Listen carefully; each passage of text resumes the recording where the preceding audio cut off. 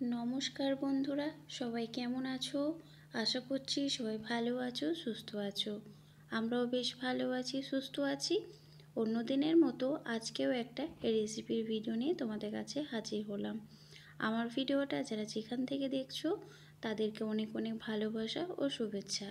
তো আজকে আমি খুব সিম্পলভাবেই এই রেসিপিটা বানিয়েছি, তাই ভাবলাম তোমাদের সঙ্গে একটু শেয়ার করে দিই। তো এখানে দেখো ভেন্ডিটা আমি অন্যভাবে কেটেছি, আর এখানে আলুটা দেখো ডুমো ডুমো করে কেটেছি। তো হাতে মাখা রেসিপি এটা। তো দেখো এখন কড়াতে তেল দিয়ে দিয়েছি, আর এখানে দিয়েছি আমি জিরে ফোড়ন। এখানে কিন্তু আমি 5 ফোড়ন ব্যবহার করিনি, এখানে জিরে ফোড়নটা দিয়েছি, তার ফ্লেভারটা বেশ ভালো লাগে সেই জন্যই। আর এখানে দেখো শুকনো লঙ্কা দিয়েছি। তো শুকনো লঙ্কাটা আমি একটু এখানে ফাটিয়ে দিয়েছি, যেহেতু ওপরে না উঠে যায় সেই জন্য। আর তারপর দেখো এখানে যে ডুমো ডুমো করে কেটে রেখেছি আলুগুলো, তার আগে আমি ফ্রেশ জলে ভালোভাবে ধুয়ে জল ঝরিয়ে রেখে দিয়েছি।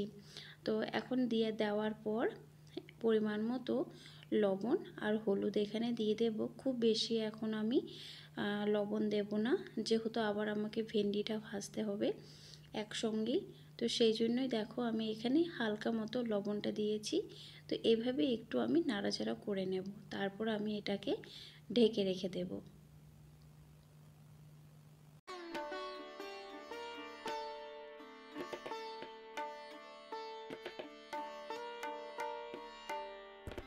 তো বন্ধুরা দেখো ঢাকনা খুলে আমি একবার দেখে নিচ্ছি, আলুগুলো কিন্তু খুব সুন্দরভাবে ভাজা হয়ে গিয়েছে।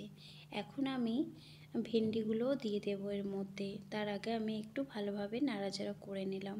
আর ভেন্ডিগুলো আমি আগেই জল দিয়ে ধুয়ে তারপরে কেটে নিয়েছি। এভাবে ভেন্ডিগুলো কাটলে বেশ ভালো লাগে। আর রোজ রোজ একই রান্না বলো বা একই সবজি বলো, খেতে ভালো লাগে না। তো সেই জন্য আমি আজকে নতুনভাবে এটা চেষ্টা করলাম।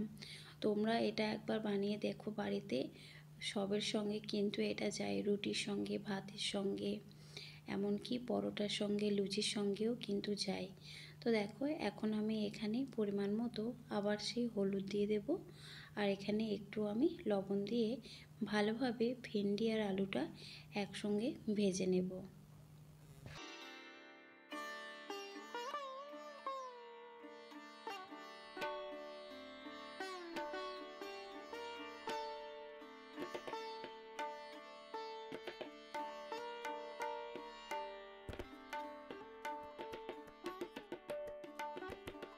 তো বন্ধুরা ভেন্ডি আর আলু ভাজা কিন্তু অনেকটাই হয়ে এসেছে।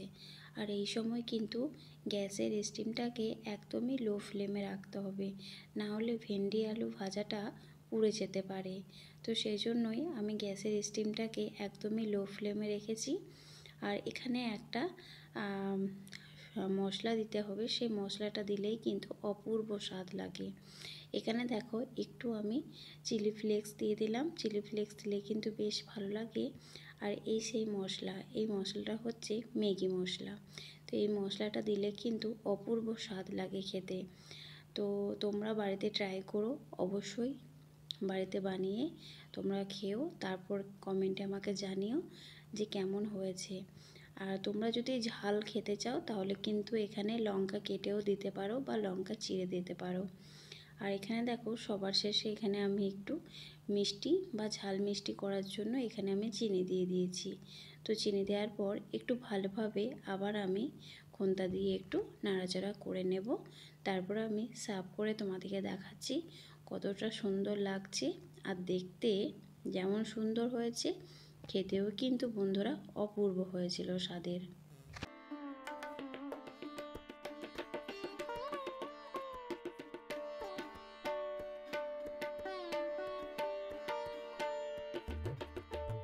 তো বন্ধুরা এই দেখো ফাইনালি আমি সার্ভ করে নিয়েছি।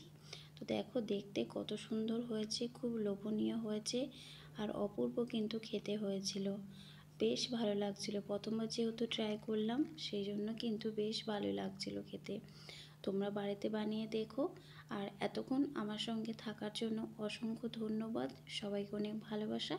দেখা হচ্ছে আগামীকাল। সবাই ভালো থেকো, সুস্থ থেকো, টাটা।